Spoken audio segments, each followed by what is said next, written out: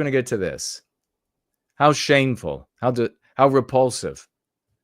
This is a reality that has been near and dear to my heart and my complaints over the years. I guess there's probably sound. Maybe we can't play the sound. Yeah, I don't know what music that is. So at least you can see. There's the white man, and he's busily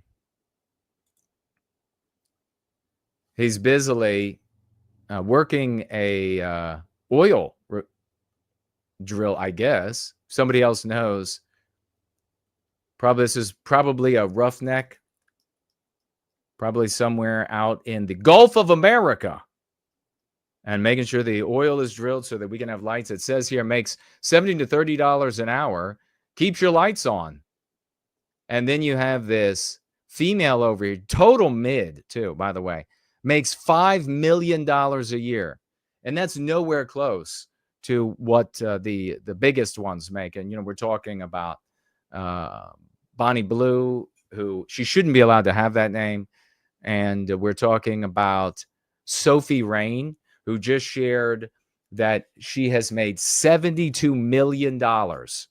This little 22-year-old or whatever on OnlyFans. And the real question, there are a number of things to address, a number of perspectives to get at here.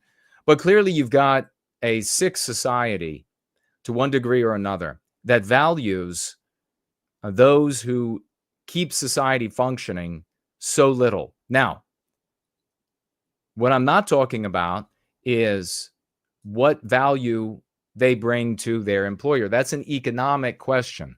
But where do we celebrate the working man in a real and tangible way? And of course, I'm talking about the white working man. Where do we celebrate the white working man in a real and tangible way? We don't. There have been countries that have attempted to elevate the working man as valuable as anyone else in society. The doctors, the lawyers, the judges, certainly the politicians should be seen as lower than all of us. But you end up with an inverted society. You end up with power in the hands. And you can see by this little female here, when you're making $5 million a year, you have a lot of power. The guy making $17 to $30 an hour has no power.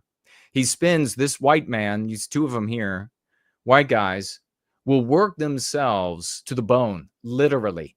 They will poison themselves, even with OSHA and the unions doing their best to protect these people, to protect their time, to protect them when they're injured. And there is still no deep, abiding societal respect for these people. Now, this doesn't mean that you had this movement that got started years back that elevated the poor. I'm talking about the working class. This notion that got started many years back now, about the noble poor is garbage. This notion that you somehow have wisdom if you're poor. And the only reason that this notion has survived is because in the anti-white narrative, they can apply it to non-white people. White poor people are not considered to be noble by way of their poverty. They're just impecunious mutts. That's what society just, inbred mutts. That's what society considers them because of the anti-white narrative. The working white man is not given respect. He's not given the respect that he should get. Now, why is that? Because he's a white man. That's why society inside this anti-white narrative doesn't yield the due respect to the people who are paving the roads, who are cleaning out the sewage lines, who are maintaining the power lines. You could go on and on. You literally could. Of all the work, all of the difficult work that undermines your health, that undermines your ability to experience joy in your life, we could go on and on. In all of these roles filled by white males.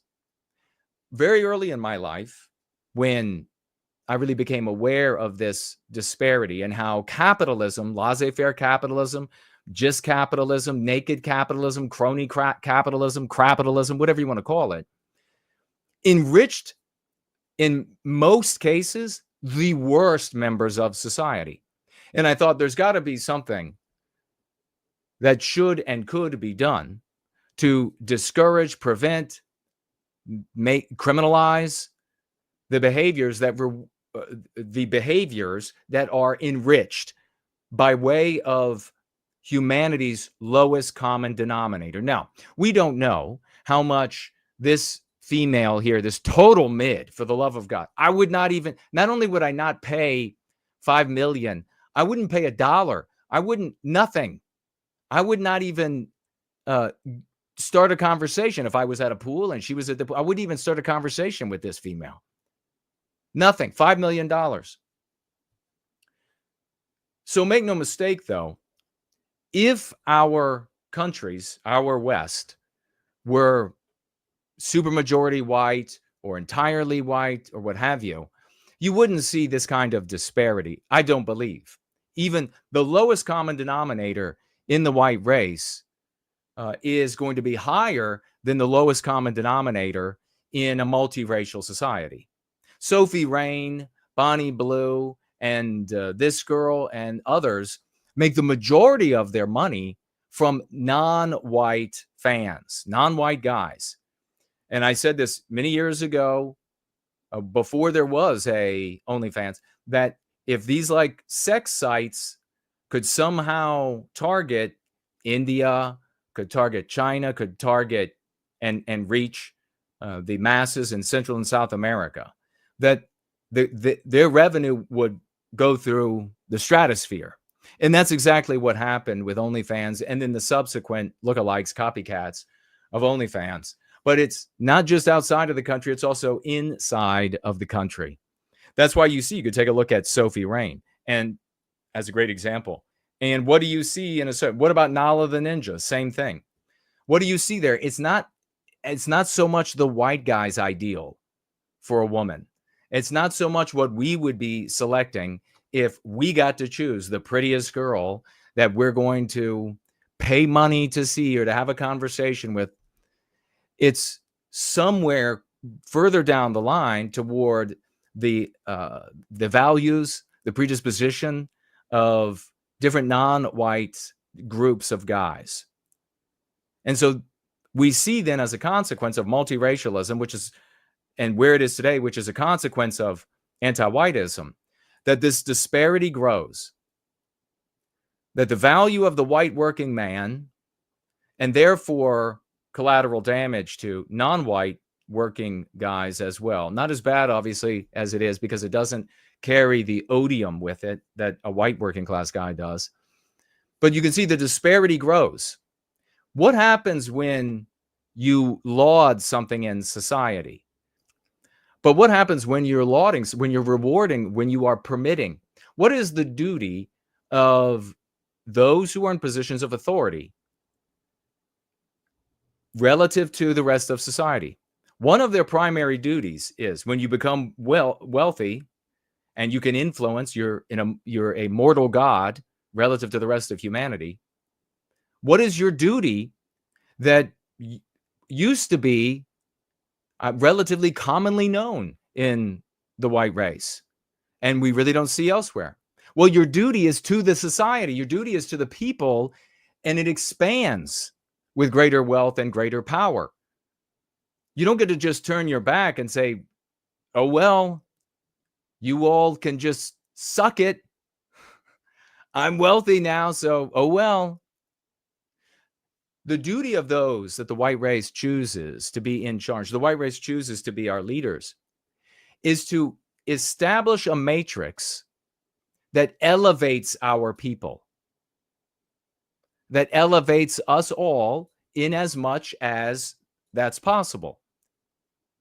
This is the opposite of that.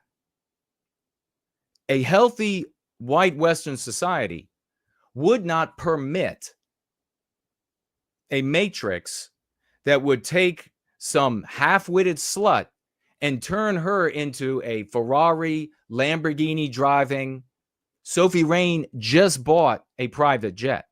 She just bought like an $8 million house.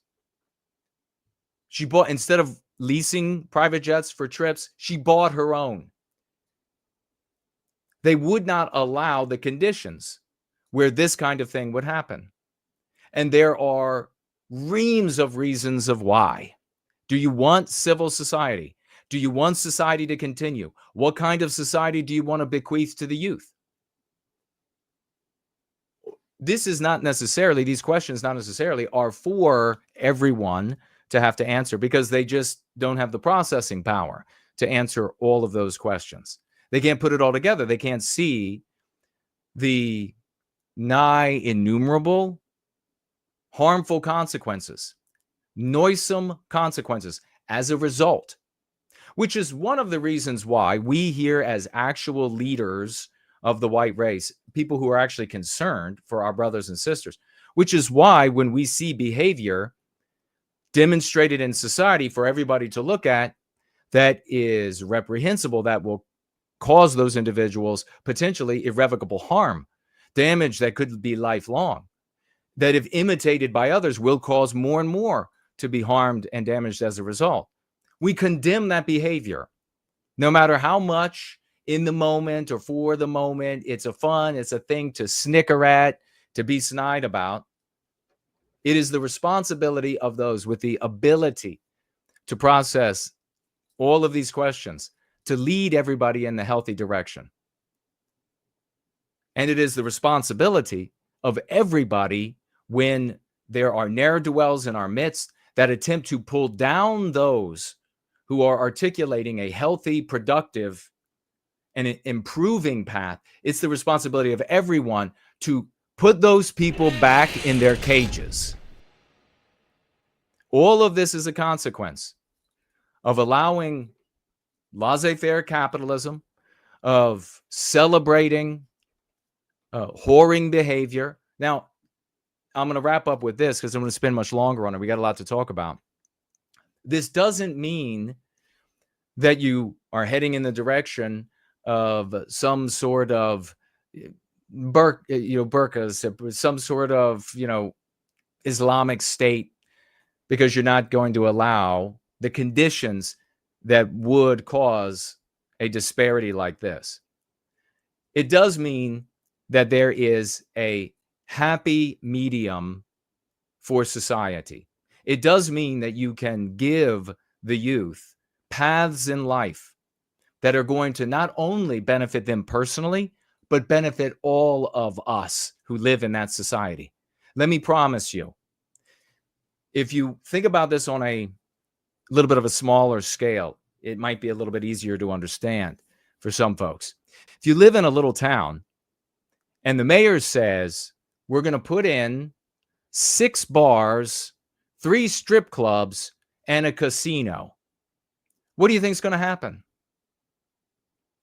What do you think is going to happen to your small, safe, where the kids are growing up and they're doing chores and they're studying and they enter a profession and they're stable and their family is stable and the other families around them are stable, and they can look out at the leaders, the little white boys can look out and they can see, oh, the sheriff is a clean cut, his uniform is always pressed, his hair is cut, he's a white guy. Look at the people who are laying the bricks are respectable men of the community. And everybody gives them that due respect as a consequence. The soldier, the same thing. The physician, the pharmacist, the same thing. You give our youth then the opportunity to grow like a tendril in a healthy direction so that they can be and achieve all that is their potential. If instead you rear them in an environment where the working class guy, no matter how many hours he works throughout the course of the day, no matter how many times he heads out into town to fix the power lines so that the power in your shack comes back on, your little house comes back on, there's no concern for him. He's the lowest form of life because this little starlet is on the internet and she just drove a Maserati down Main Street. She's got all of the attention, all of the respect. People are applauding that behavior. So hopefully, giving an analogy, bringing it down to a small town like that, enabled you to see clearly, societally, how and why this must be addressed. How do we address it? How do we fix it? We have to address anti-whiteism. What we're doing right here will fix this problem. Why? Because the logical deductions from the antecedent thoughts that we give to you will lead us in a direction where the roughnecks out on the oil rig in the Gulf of America are considered by all of America to be some of the people worthy of the greatest respect and salute, pride, laudation, and that a whore is worth nothing.